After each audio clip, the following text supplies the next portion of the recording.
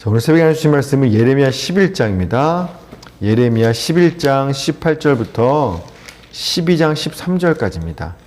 예레미야 11장 18절부터 12장 13절까지.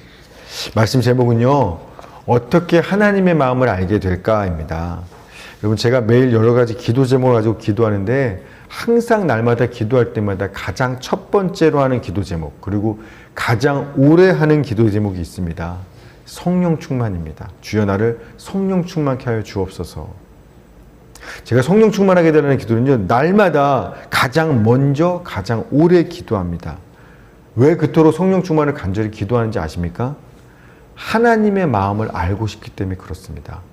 고린도전서 2장 10절, 11절, 16절 성령은 모든 것, 곧 하나님의 깊은 것까지도 통달하시느니라. 사람의 일을 사람의 속에 있는 영 외에 누가 알리오? 이와 같이 하나님의 일도 하나님의 영 외에는 아무도 알지 못하느니라. 누가 주의 마음을 알아서 주를 가리키겠느냐? 그러나 우리가 그리스도의 마음을 가졌노라. 매일 눈 뜨는 순간부터 간절히 원하는 건 내가 사랑하는 그 하나님의 마음을 조금 더 아는 겁니다. 오늘 하루를 살아가는 삶의 이유와 목적과 동기도 주님의 마음을 조금 더 알기 원하고 주님을 조금 더 닮기 원하는 것입니다. 그래서 새벽마다 기도할 때 가장 먼저 가장 오래 하는 기도의 제목이 주여 성령 충만케 하셔서 나를 하여금 하나님의 마음이 어떤지 좀 알게 하여 주옵소서입니다. 여러분, 그러면 성령이 충만해 하나님 마음을 알 수 있다고 하는데 구체적으로 성령 충만해서 마음을 안다? 이게 어떤 걸까요? 영화처럼 기도하는데 갑자기 막 하늘에서부터 막 성령이 확 내 안에 부어지면서 갑자기 주님 마음이 깨달아지고 막 신들린 것처럼 그렇게 되는 걸 말하는 걸까요? 그게 아닙니다. 성령 충만으로 하나님의 마음을 더 알게 되는 어떻게 되는 거냐면 실제적으로는 성령님께서 우리의 삶을 주님과 같은 자리로 인도하심으로써 우리가 그분의 마음을 알게 하시는 것. 이게 성령이 하나님 마음을 우리에게 알게 하는 방식인 겁니다. 오늘 보면 하나님께서 예레미야에게 유다 백성들의 온갖 죄악과 그 죄에 대한 하나님의 심판에 대해서 알려주셨다라는 겁니다. 예레미야 11장 18절 여호와께서 내게 알게 하셨으므로 내가 그것을 알았나이다. 그때 주께서 그들의 행위를 내게 보이셨나이다.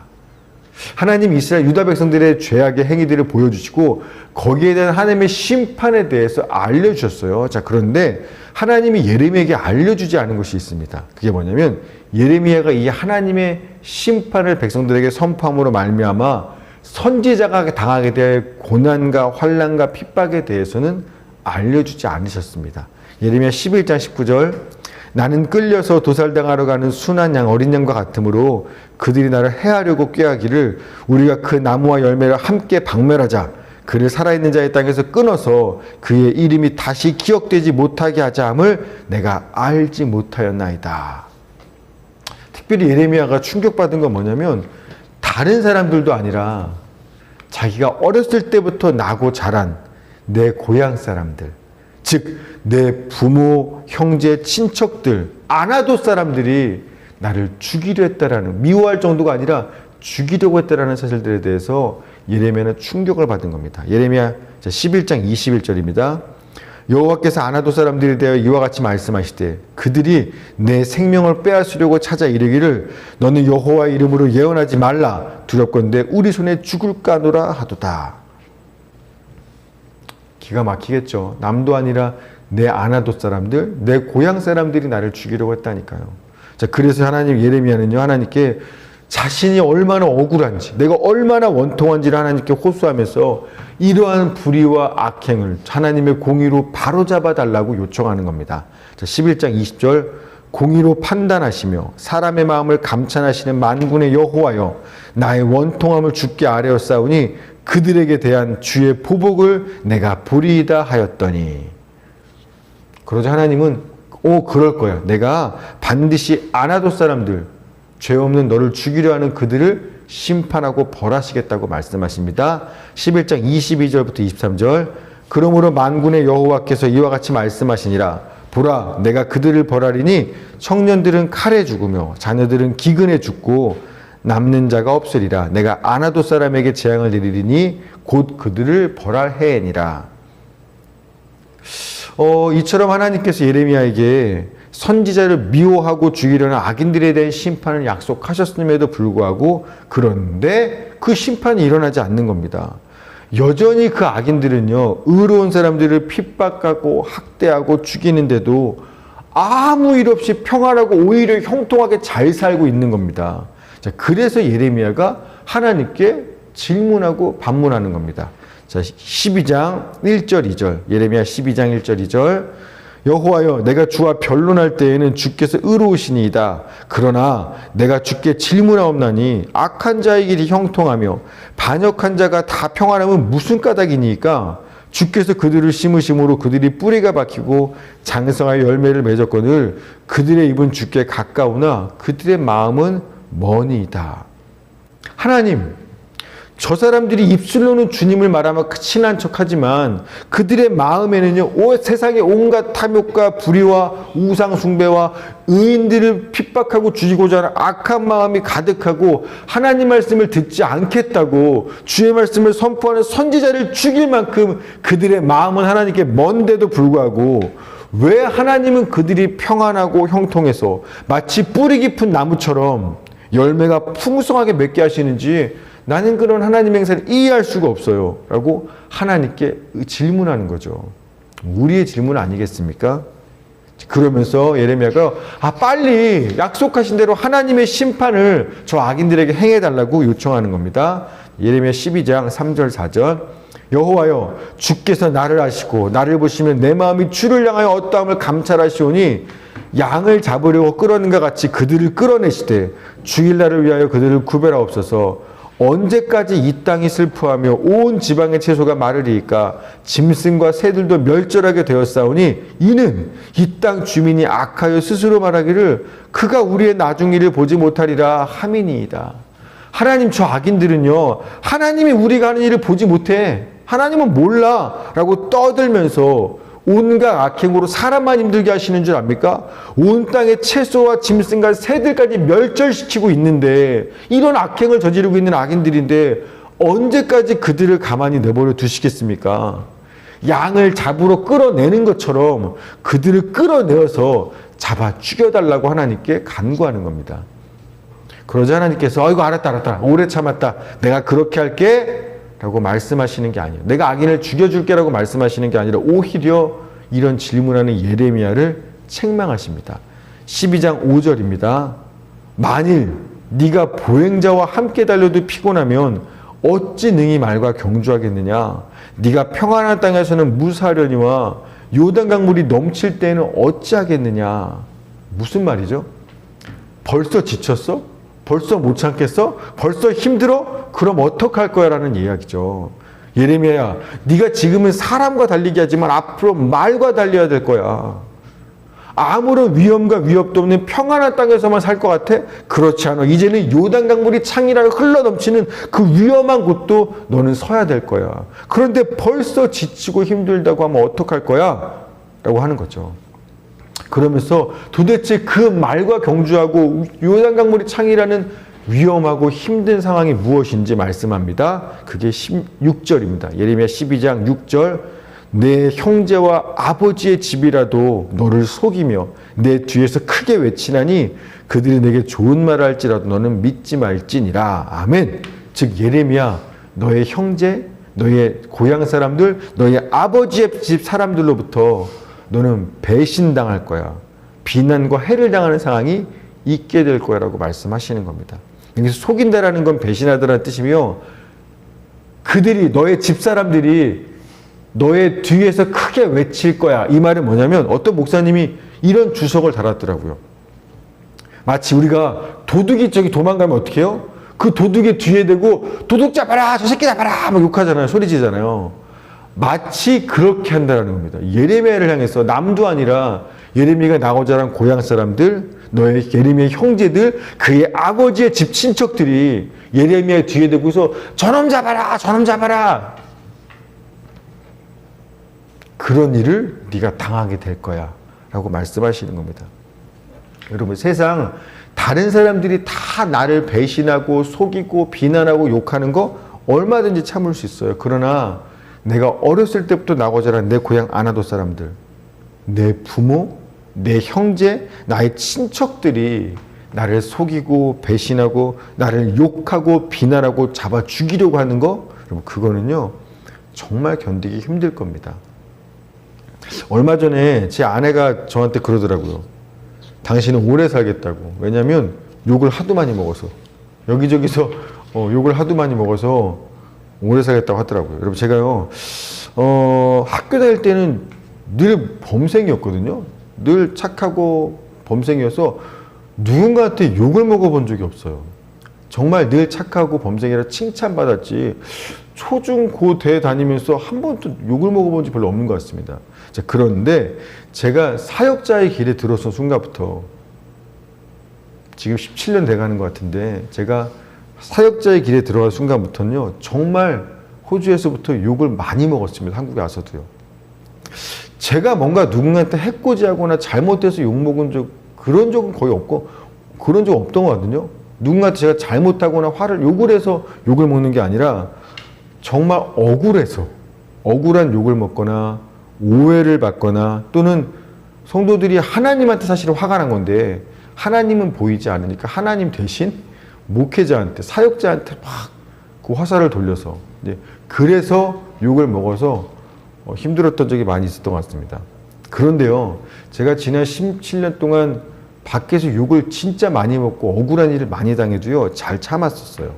왜냐하면 아무리 밖에서 다른 사람이 나를 욕해도 내 편이 되는 집 식구들이 있으니까, 내 가족만큼은 늘 내 편이니까 뭐 얼마든지 그건 버틸 수 있었습니다. 그런데 아시다시피 몇 해 전에 제가 제 아내가 저한테 등을 돌렸다고 생각한 적이 있었어요. 뭐 저를 욕하거나 저한테 이렇게 죽이려고 저를 그런 적이 안 왔어요. 아내는 한마디도 안 했습니다. 그런데 아내의 마음이 나에게서 떠났다라고 제가 생각했던 적이 있어요. 제가요, 그날은 그건 저한테 충격이어서 실어증까지 왔었죠. 누구하고도 말하고 싶지 않아서 말이 안 나오는. 그래서 결국에 실어증까지 오고, 나중에는 세상 더 못 살겠다, 사는 게 너무 지치고 외롭고 힘들다는 생각이 들어서 주님께 갈까? 그런 마음까지 먹었던 적이 있었습니다. 남들이 다 욕하는 건 괜찮은데 나를 지켜주고 무조건 내 편이고 나를 사랑해 줄 거라는 내 가족들이 내게서 등을 돌렸다고 생각하면 참 버티기 힘들더라고요. 근데요, 이것에 대해서 예수님도 하신 말씀이 있어요.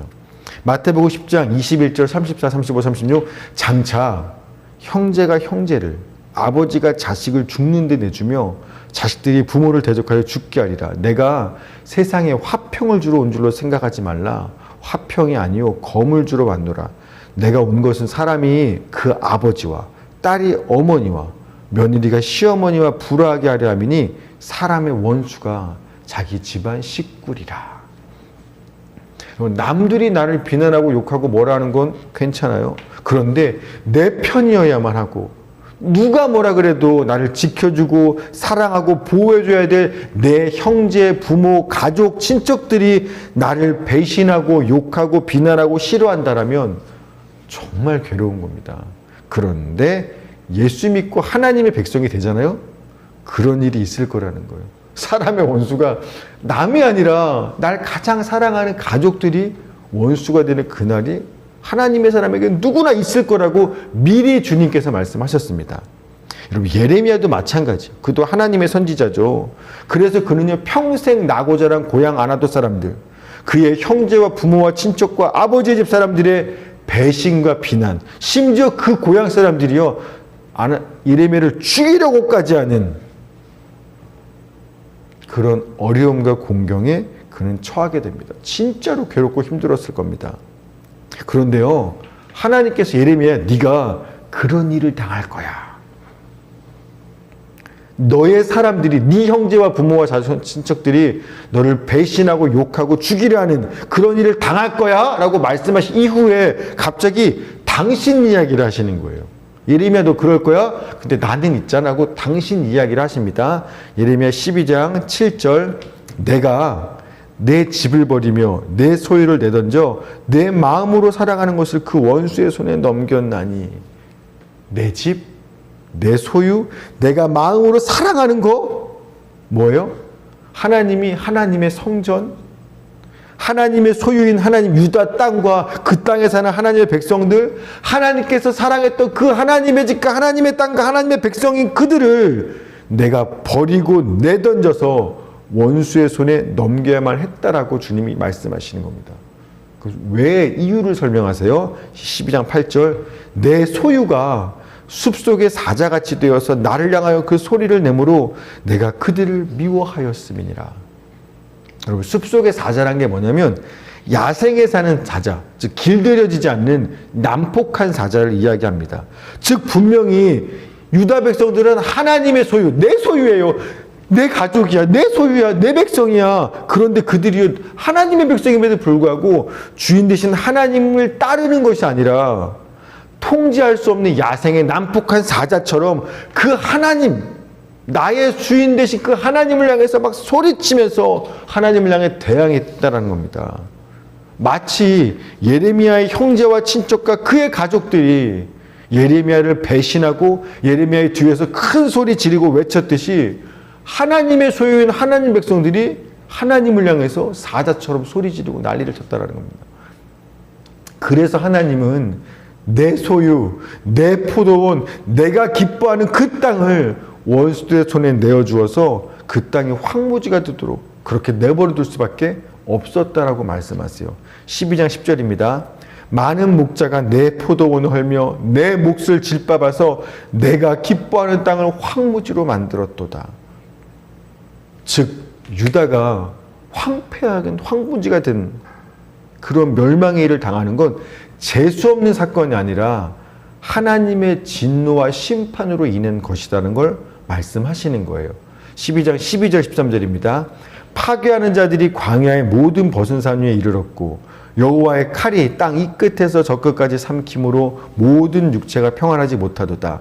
무리가 밀을 심어도 가시를 거두며 수고하여도 소득이 없은즉 그 소산으로 말미암아 스스로 수치를 당하리니 이는 여호와의 분노로 말미암음이니라.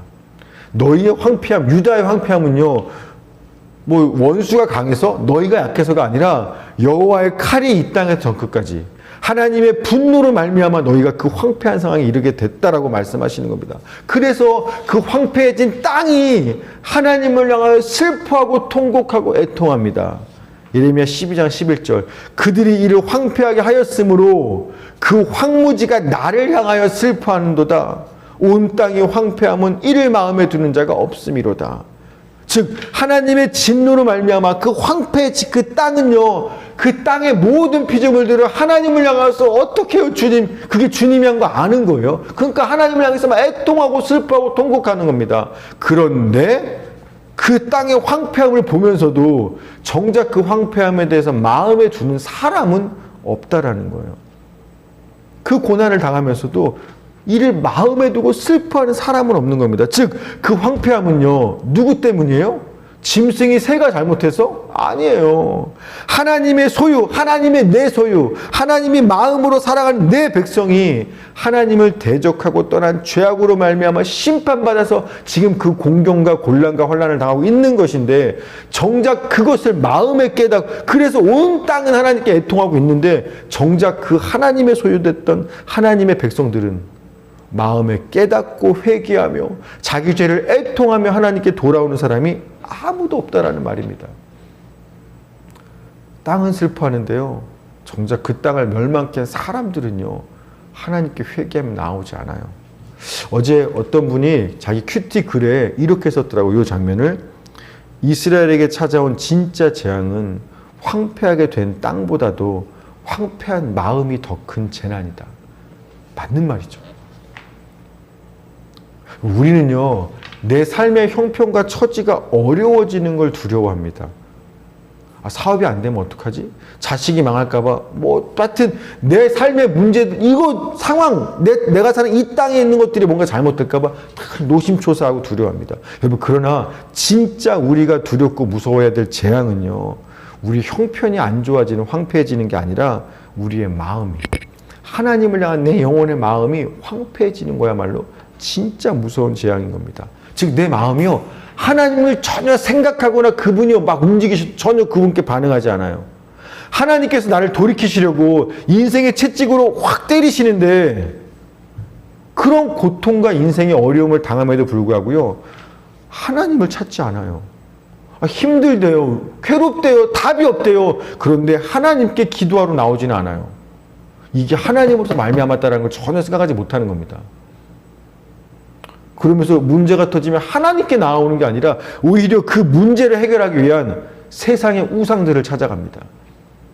온갖 우상들을 찾아가서 나 지금 이런 어려움이 있으니까 나 좀 도와달라고 구해달라고 각 분야 전문가 우상가들한테 내 문제를 맡기고 도움을 구하지, 이 일이 하나님께로부터 비롯했다고 생각하지 않고 하나님에게로 생각하지 않고, 그러니 주님께 나와 기도하는 사람이 없어요.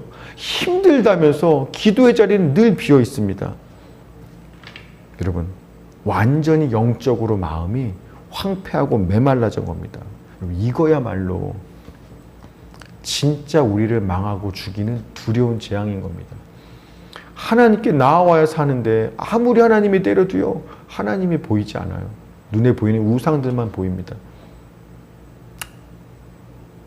여러분, 이런 이야기를 지금 하나님이 예레미야한테 하시는 겁니다.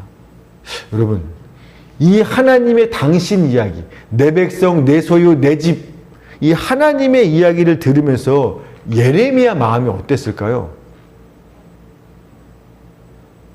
위로받았을 거예요. 아, 나만 내 형제, 내 고향, 내가 속한 아버지 집 사람들에게서 배신당한 게 아니구나. 하나님도 나랑 똑같은 일을 당하셨구나. 하나님도 형제에게, 부모에게, 내 소유, 내 가족들에게 버림받은 마음이 지금 내 마음이 어떤 건지 하나님도 내 마음 잘 아시겠구나. 예레미야는 위로받았을 거예요. 또 동시에 예레미야도 하나님의 마음을 공감하고 이해했을 겁니다.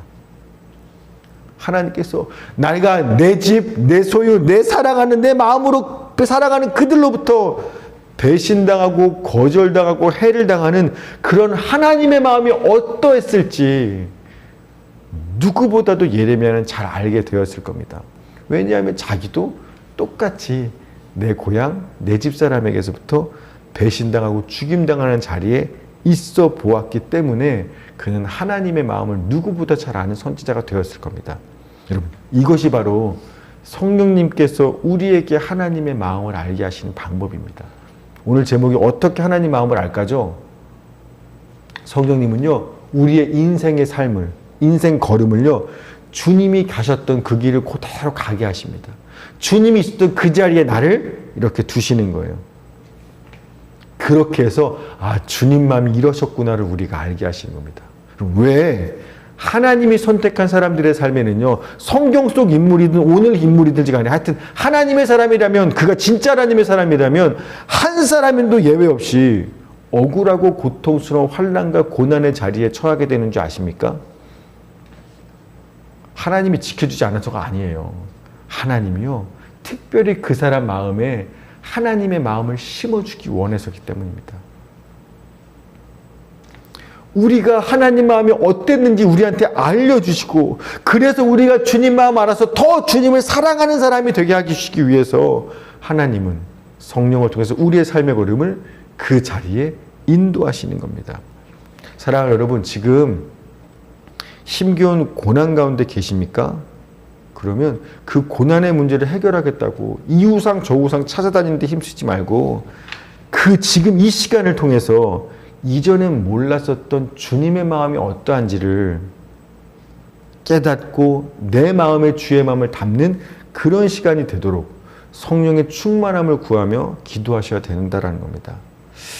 제가 어제 하준 파파라고 유명한 유튜버, 인플루언서란 말을 쓰더라고요. 어쨌든 하준 파파라는 유명한 사람이 있답니다. 저는 잘 모르는 젊은 친구였는데, 이 친구가 아들이 태어난 지 5개월 만에 한참 이제 웃으면서 재롱필 그때 갑자기 집에서 심장마비로 죽습니다. 그냥 아빠인 자기가 집에서 애를 보고 있었는데 애가 그날따라 유독 토를 많이 한다 싶었는데 아픈 게 없었는데 갑자기 심장이 멈춘 거예요. 그래서 그 아이를 막 심폐소생술하고 119 부르고 막 비명 지르면서 했는데 그냥 그 자리에서 집에서 죽어버렸습니다. 장례를 치르고 돌아왔어요. 그런데 잠이 오는 어느 날 밤에 방에 거실에서 나와서 가만히 있다가 하나님한테 화가 나더라는 겁니다. 하나님 장난하세요? 이렇게 몇 달 만에 데려갈 거 뭐하러 주신 거예요? 뺏어갈 거면 아예 주지를 말지 왜 줬다 뺏어서 사람 마음 아프게 하시냐고. 그 하나님을 향해서 화가 나서 하나님 장난하세요? 라고 얘기했다는 겁니다. 그러자 주님께서 마음에 말씀하시는 거예요. 네가 겪은 아픔 내가 안다라고 말씀하신다라는 겁니다. 그런데 그 말에 위로가 된다라는 거예요. 내가 지금 얼마나 비통하고 아프고 미치겠는지 하나님이 네 아픔 내가 알아라고 말하는데 그 말에 위로가 되더랍니다. 그러면서 자기도 이제서야 비로소 하나님 마음을 알겠다라는 거예요. 어렸을 때부터 예수를 믿었고 뭐 유명한 크리스찬이었으니까 뭐 인터넷에서 보니까 십자가? 날 위해 아들을 독생 내어주신 그 십자가 자기는 원래 잘 알았다라는 겁니다. 믿었다라는 겁니다. 그런데 이 일을 통해서 이렇게 이야기해요. 자식을 내어놓는다라는 게 그렇게 큰 사랑인지 자기는 전혀 몰랐었다라는 거예요. 하나님이 날 사랑해서 자식을 내어주었어. 알지. 근데 자식을 내어놓는다라는 게 이렇게까지 아프고 큰 사랑인지 내가 이 일을 겪어보기 전에는 정말 몰랐었다라는 겁니다. 그러면 그냥 자기는 신이니까, 하나님은 신이니까, 예수님도 신이니까 그냥 쉬운 거 아니야? 그렇게 생각했지. 그런데 내가 내 아들을 잃는 일을 겪어보고 나니까, 그 자리에 내가 있어보고 나니까 도대체 하나님이 나를 사랑한다고 말할 때 나 같은 죄인을 사랑해서 나 살려보겠다고 자기의 아들을 내어줬다? 도대체 내가 하나님께 얼마만큼 큰 사랑을 받고 있는지 내가 아들을 잃어보고 나니까 내가 받는 그 하나님의 사랑을 알게 됐다는 겁니다. 그 하나님의 마음에 대해서 온몸으로 알게 된 겁니다. 그것을 깨닫고 그 다음날 테레비 세바시 세상을 바꾸는 시간 그 15분 설교하는 거기 테레비에서 전화가 왔더라는 거예요. 출연에 요청해달라고. 장례 치르고 얼마 안 지났는데 그래서 아들을 떠나보내고 한 달 만에 방송에 출연했습니다. 하나님이 가라는 마음을 주셔서 그래서 거기서 자기가 한 달 전에 아들을 잃었고 어떤 마음인지 그런데 어떤 생각으로 사는지에 대해서 이제 이야기를 했었는데 그러자 그 세바시를 보고 그날 1000명의 아이들이 컴패션을 통해서 후원을 받게 되는 결연 행동이 일어났다는 겁니다. 그리고 이 부부도 내가 내 아들을 잃고 나자 나를 살리기 위해 자기 아들을 내어주신 그 하나님의 크신 사랑과 그 하나님의 마음이 비로소 설교가 아니라 온몸으로 내가 알게 되고 여러분 하나님의 그 사랑을 알게 되었는데 어떻게 그냥 살겠어요? 그 후부터 지금 100명 이상의 아이들을 후원하고 자신의 수입의 모든 거의 다를 어려운 사람들을 돕고 아이들을 살리는 일에 쏟아내며 사는 그런 삶을 살게 되었다는 겁니다. 왜? 하나님의 마음을 이제는 설교 귀로 아는 게 아니라 온몸으로 알게 되었으니까. 어떻게 이전과 똑같이 살겠습니까? 그래서요, 하나님이 택한 사람들에게는요, 주님 가신 그 십자가의 길을 걸어가게 하세요.